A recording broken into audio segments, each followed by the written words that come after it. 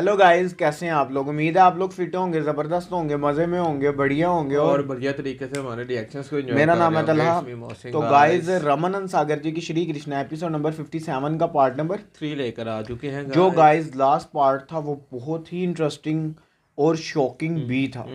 क्योंकि जब वो महामुनि धर्मराज जी के पास आए, और सबसे पहली बात कि मुझे सूली लगता था कि वो है, जैसे कि वो फांसी देना नहीं होता हाँ उसको जी। सूली कहते हैं, लेकिन सूली आज हमें देखने को मिला कि वो एक बरीक से डंडे के ऊपर बैठा देते हैं सैनिक, और जो कि वो डंडा दस्ता चला मृत्यु वाला जाता सा है। भी है, आहिस्ता आहिस्ता वो डसता चला जाता है।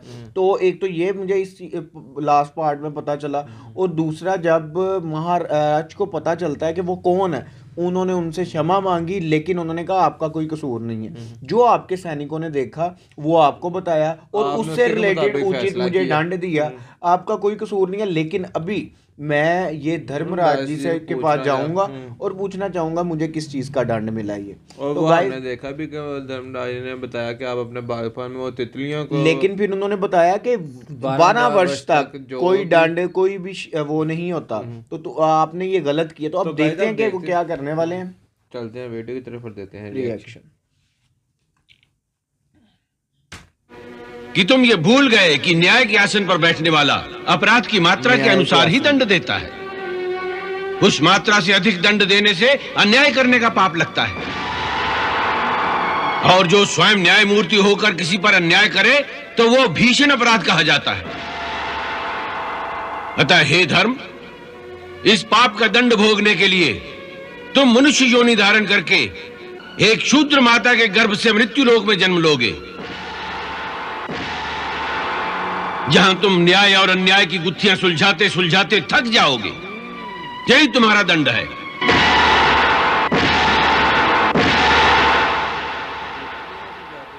महामंत्री विदुर की सिचुएशन अभी वही है। सो महात्मा मांडव्य के श्राप के कारण वे साक्षात धर्म ही है, जो इस धरती पर विदुर रूप में एक शुद्राणी दासी की कोख से जन्मे हैं। हाय हाय हाय। इसीलिए मैंने आपसे कहा था कि इस धरती को छोड़ने से पहले उन्हें ब्रह्म ज्ञान की प्राप्ति आवश्यक है। अब मैं समझा प्रभु, उनके हृदय में आपके प्रति इतनी अगाध भक्ति क्यों है। क्या वो स्वयं अपने पूर्व जन्म के बारे में जानते हैं?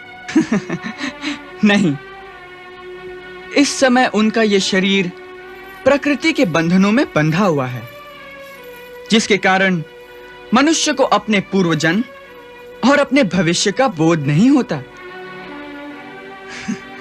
परंतु चिंता करने की कोई बात नहीं। इस धरती को छोड़ने से पहले उन्हें पुनः ब्रह्म ज्ञान की प्राप्ति अवश्य होगी। तब तक उन्हें महर्षि के श्राप का फल भोगने दीजिए और माया का खेल देखते रहिए। अच्छा, ये बताइए कि आपको जिस कार्य के लिए भेजा था वो तो निष्फल हो गया है। प्रभु, वो तो आप पहले से ही जानते थे। उसकी ओर जो इशारा मेरे जाते समय आपने किया था वो मैं समझ गया था प्रभु। तो अब ये सोचिए कि हस्तिनापुर वालों ने तो सहायता देने से इनकार कर दिया है, तो अब आप मथुरा की रक्षा का क्या प्रबंध करेंगे? भगवान, नहीं आपके होते हुए मथुरा की रक्षा करने वाला मैं कौन होता हूं? यही तो सो बात इसकी मुझे कोई चिंता है। नहीं। हम तो केवल आपकी आज्ञा का पालन करेंगे।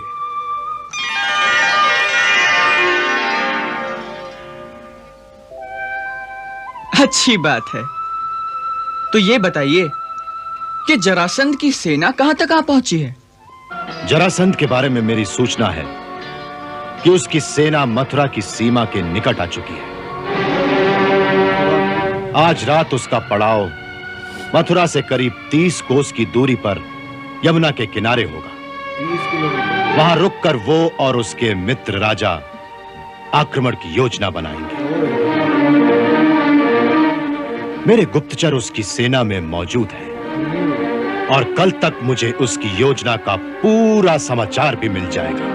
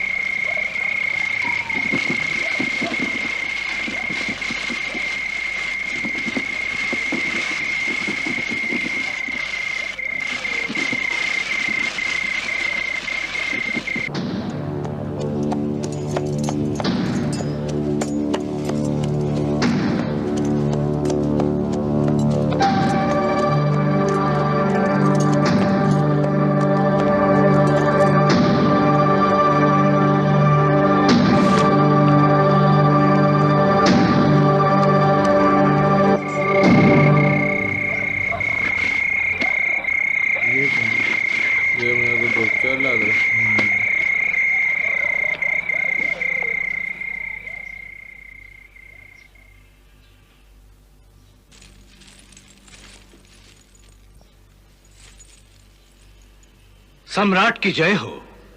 सेनापति वर्धक, क्या समाचार लाए हो? क्या हस्तिनापुर की सेना मथुरा नरेश की सहायता के लिए आ रही है? नहीं महाराज।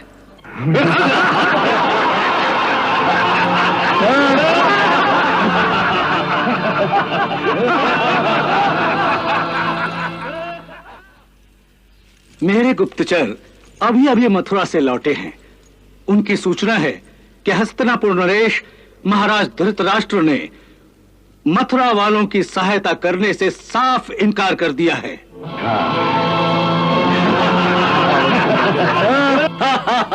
उनका कहना है कि मगध नरेश जरासंध ने हमारा कुछ नहीं बिगाड़ा, इसलिए हम महाराज जरासंध जैसे शक्तिशाली सम्राट से बिना कारण शत्रुता मोल नहीं लेना चाहते।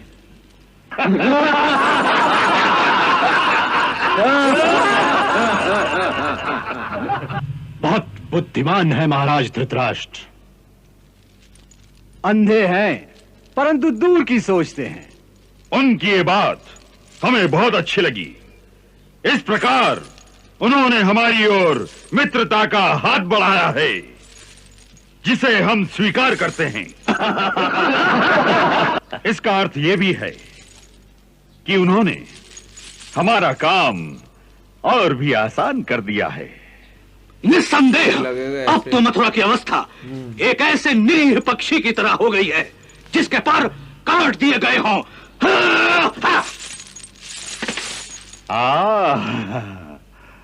अब तो उनके पास एक ही उपाय रह गया है कि वो हमारे सम्राट के सामने घुटने टेक कर और हाथ जोड़कर अपने जीवन की भिक्षा मांगे।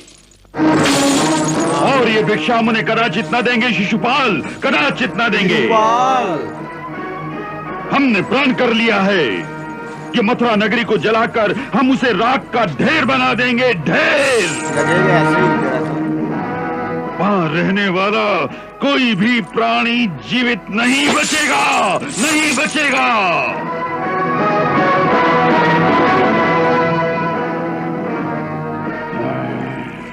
इस प्रण को पूरा करने में अब कोई संशय बाकी नहीं रहा महाराज। परंतु क्या?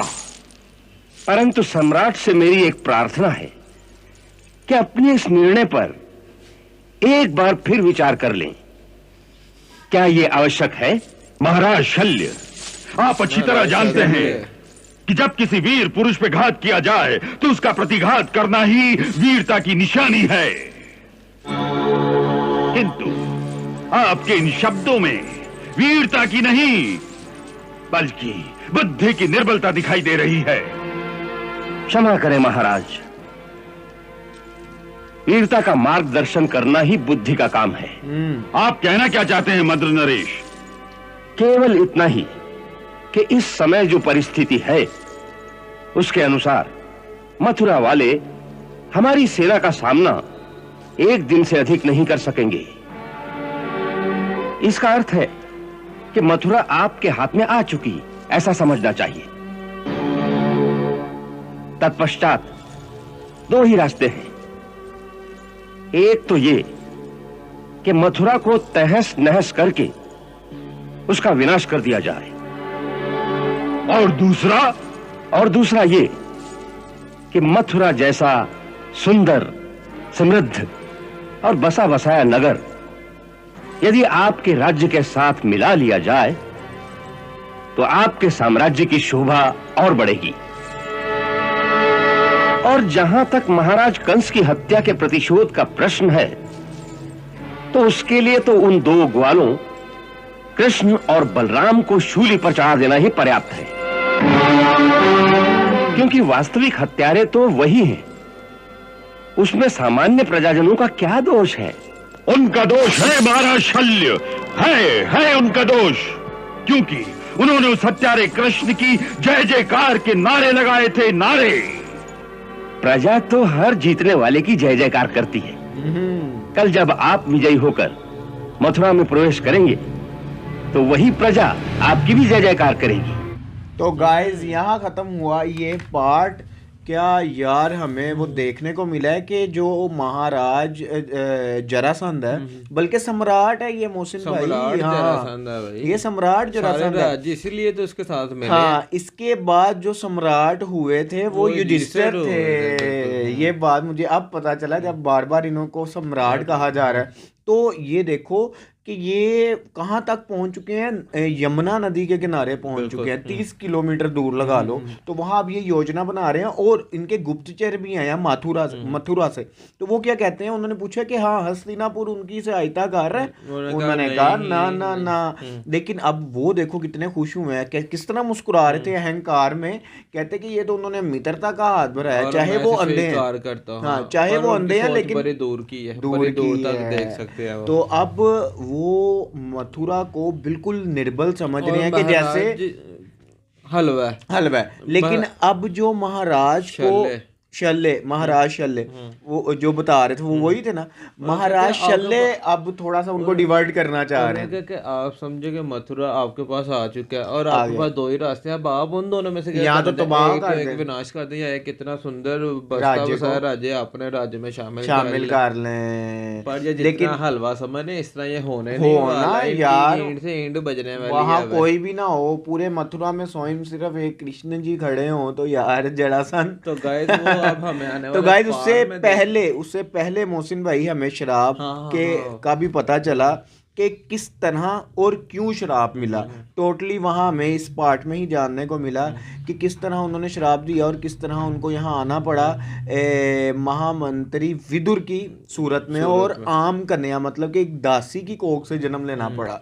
लेकिन वो अब भोग रहे हैं, लेकिन वो स्वयं धर्मराज ही हैं, और वो अक्रोज जी कहते हैं कि उनको इनका ज्ञान है। उन्होंने कहा नहीं, अभी नहीं, अभी वो अपने शराब का फल भोग रहे हैं, अंतिम समय में इस बात का ज्ञान हो जाएगा। तो गाइस आप नेक्स्ट देखेंगे क्या होने वाला है। यहाँ तक ये वीडियो अच्छी लगी तो लाइक शेयर कमेंट और हमारे चैनल को सब्सक्राइब करना मत मिलते हैं भूलिएगा। नेक्स्ट वीडियो नेक्स्ट पार्ट के साथ। Love you India.